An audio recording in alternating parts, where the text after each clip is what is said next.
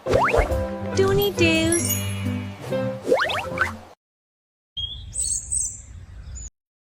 एक छोटे से बिशपपुर गांव में, जहां सुबह की ताज़ा हवा और चिड़ियों की मीठी आवाजें गूंजती थीं, वहां दो भाई रहते थे, रामू और सुमित। उनकी माँ एक बुजुर्ग और ममता भरी औरत थी, जो अपने दोनों बच्चों के लिए दिन रात मेहनत करती और उन्हें प्यार से पाली थी। रामू, जो बड़ा था, दिल का बहुत लालची और घमंडी इंसान था। उसे हमेशा लगता था कि जो कुछ भी है वो उसके लिए काफी नहीं और उसे हमेशा कुछ ज्यादा चाहिए था। वो किसी की मदद करना तो दूर, अपने ही घर के काम से भी भागता था। छोटा भाई सुमित बिल्कुल अलग था, सीधा साधा, दिल का साफ, मेहनत से जीने वाला और हर जरूरतमंद की मदद के लिए हमेशा तैयार रहने वाला।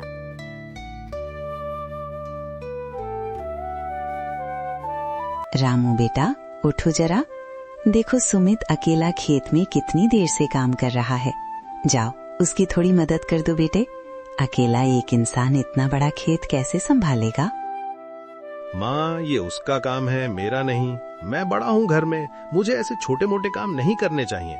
और वैसे भी इस घर में मुझे मिलता ही क्या है? न इज्जत, न ज्यादा खाना, न आराम। तो इतनी मेहनत क्यों करूँ? बेटा, ये क्या बातें करता है तू? रिश्तों में बड़ा छोटा नहीं होता। मिल के काम करो, मिल के खाओ, मिल के जियो, यही जिंदगी है। एक दिन समझेगा तू। नहीं माँ, जब मुझे इस घर में ज्यादा मिलेगा, जब मेरी तकदीर पलटी, तब देखना मैं कितना काम करता हूँ। अभी नहीं, अभी आराम मेरा हक है। कोई बात नहीं माँ, आप फिक्र मत करो, मैं संभाल लूंगा सब कुछ। भैया, कल एक बार साथ चल देना खेत में। दोनों मिलके काम करेंगे तो 1 घंटे में हो जाएगा, जो अकेले 3 घंटे में होता है। तू भी ना सुमित, देख अपने आप को। हाथ में मिट्टी, कपड़ों में धूल, सर पर धूप। कोई भी देखे तो समझे घरों का नौकरा है। कभी सोचा है, इतनी तकलीफ उठाता है, इतना पसीना बहाता है, आखिर मिलता क्या है तुझे इस सब से? मिलता है भैया, दिल को सुकून मिलता है। और क्या चाहिए होता है इंसान को? कुछ दिन बाद पूरे गांव में एक अजीब सी खबर आग की तरह फैलने लगी। लोग चौपाल पर, कुएं के पास, बाजार की गलियों में, सब जगह एक ही चीज की चर्चा थी। जंगल के अंदर बहुत गहराई में एक बहुत ही पुराना और जादुई पेड़ है। कहते हैं उस पेड़ के नीचे एक ज्ञानी बाबा रहते हैं और जो भी इंसान सच्चे दिल से, बिना किसी लोभ के अपनी जरूरत मांगे, वो बाबा उसकी मदद करते हैं। लेकिन एक शर्त है, सिर्फ एक चीज मांगी जा सकती है और जो भी लालच से 2 या 3 मांगे, वो सब कुछ खो बैठता है। भाई, मैंने खुद अपनी आंखों से देखा है। पड़ोस के गांव का हरीराम, वो गया था उस पेड़ के पास। बोला कि उसकी बेटी बीमार है, इलाज नहीं हो पा रहा। और सुनो क्या हुआ, लौटा तो उसके हाथ में एक छोटी सी जड़ी बूटी थी। बेटी ठीक हो गई। हाँ हाँ, और ये भी सुना है कि जो ज्यादा मांगने की कोशिश करता है वो खाली हाथ लौटता है। एक बार मांगो, सच्चे दिल से मांगो, बस एक चीज, बस एक चीज। अरे मैं तो इतना बड़ा मांगूंगा कि एक चीज में ही सब आ जाए। ढेर सारी जमीन, तोला भर सोना, एक बड़ा सा मकान, सब कुछ एक ही मांग में।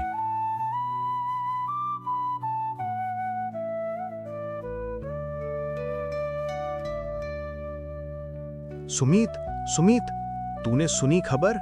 जंगल में एक जादुई पेड़ है, जो भी सच्चे दिल से मांगे मिलता है। हम कल वहां जाएंगे।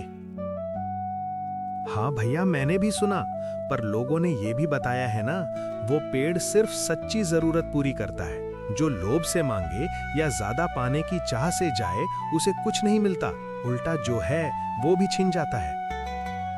अरे यार, ये सब पुरानी कहानियां हैं, लोगों की बनाई हुई। मैं अपनी आंखों से देखूंगा, मुझे डर नहीं किसी चीज का। कल सीधा जाता हूं वहां। तू भी आएगा? मैं आऊंगा भैया, पर मैं बहुत छोटी सी चीज मांगूंगा। बस इतना कि माँ की आंखें ठीक हो जाएं। उन्हें कई सालों से धुंधला दिखता है। इलाज के पैसे नहीं हैं हमारे पास। बस यही एक चीज मांगी मेरी। सोना जमीन नहीं चाहिए मुझे। पागल है बिल्कुल, पूरी दुनिया खाली पड़ी है मांगने को, और तू माँ की आंखें मांग रहा है? छोड़ तुझे, मैं तो इतना ले आऊंगा कि पूरी जिंदगी बैठ के खाते रहें।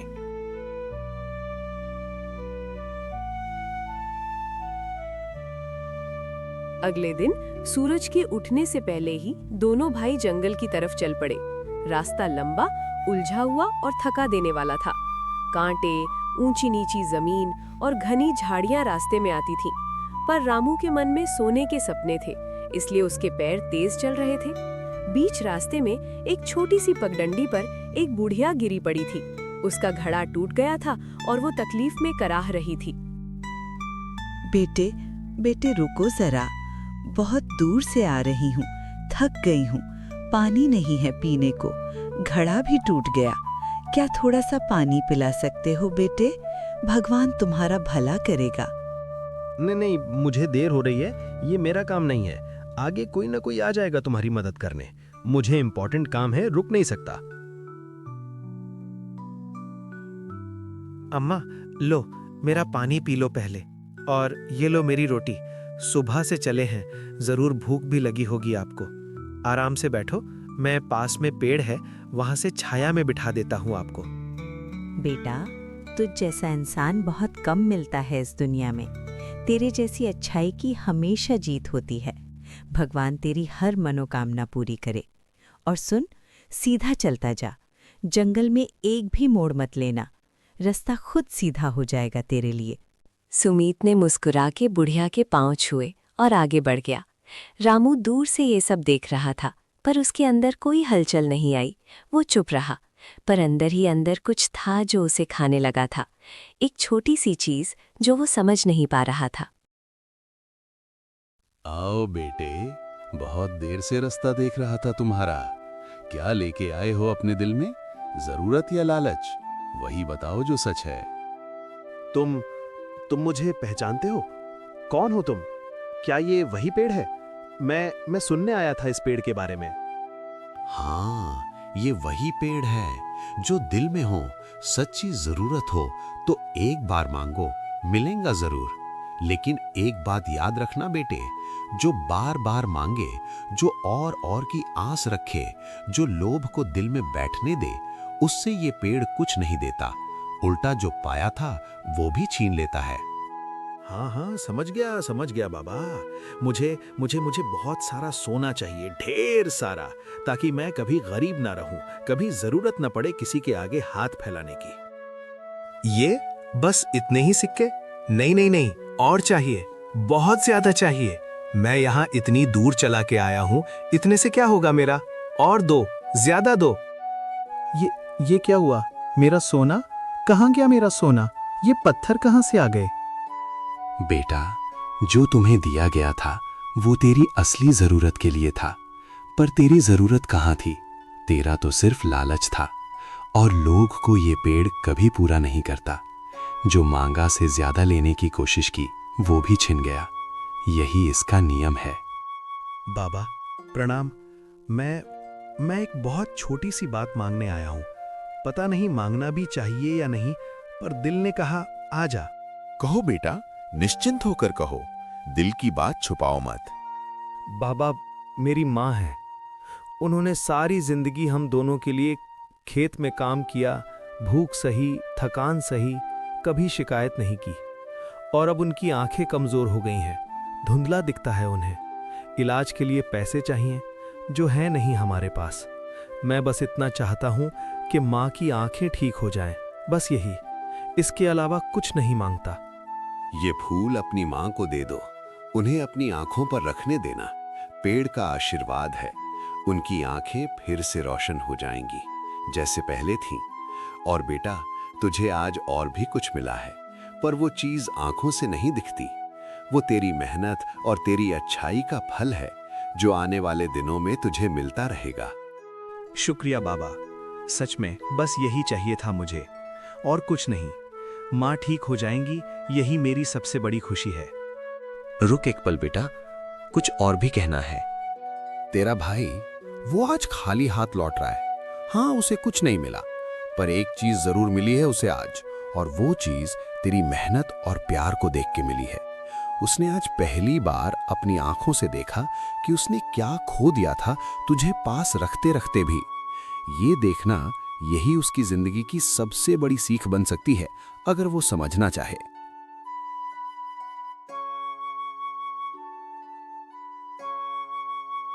शाम ढले दोनों भाई घर की तरफ लौट चले।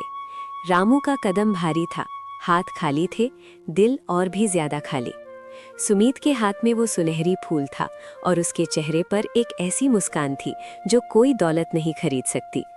दोनों के बीच कोई बातें नहीं हुई, खामोशी थी, पर वो खामोशी बहुत कुछ कह रही थी। माँ, माँ, ये लो, इस फूल को अपनी आंखों पर रखना माँ, रखना जरा। बेटा, बेटा मुझे साफ दिख रहा है, तेरा चेहरा दिख रहा है मुझे। ये कैसा हुआ? ये कैसा जादू है? कुछ नहीं माँ, कोई जादू नहीं, बस आपकी जरूरत थी, वो पूरी हो गई, बस यही था। आप ठीक है ना माँ? साफ दिख रहा है ना? मैं कितना बड़ा बेवकूफ था। सुमित के पास क्या था? प्यार था, दर्द था, दूसरों की परवाह थी। माँ के लिए अंदर तक दर्द था उसके, और मेरे पास सिर्फ लालच था, और वो भी छिन गया। वो पेड़ ने मुझे कुछ नहीं दिया, मगर सच ये है कि मैं ही लेने के काबिल नहीं था कुछ भी। भैया, आप ठीक हैं? कुछ हुआ? पानी पीना है? अंदर आओ ना। सुमित, तू मुझसे बहुत बेहतर इंसान है। मुझे पता ही नहीं था ये। मैं तुझसे सीध से माफी मांगना चाहता हूँ, तुझसे, माँ से, सबसे। मैंने बहुत गलत किया। हमेशा सिर्फ अपने बारे में सोचा, कभी नहीं सोचा कि तुम लोगों को क्या चाहिए। आओ मेरे दोनों लाल, तुम दोनों ही मेरी जान हो, मेरा सब कुछ हो। बेटा, ये जिंदगी एक सीधा रास्ता है, जो देता है वो पाता है, जो सिर्फ लेता ही जाता है वो एक दिन इतना खाली हो जाता है कि खुद की आवाज भी उससे नहीं सुनती।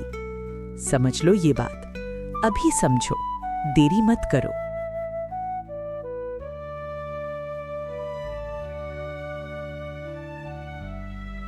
यार सुमित, मैं सच बोल रहा हूँ, मुझे बिल्कुल पता नहीं था कि इन खेतों में काम करने में इतना चैन होता है।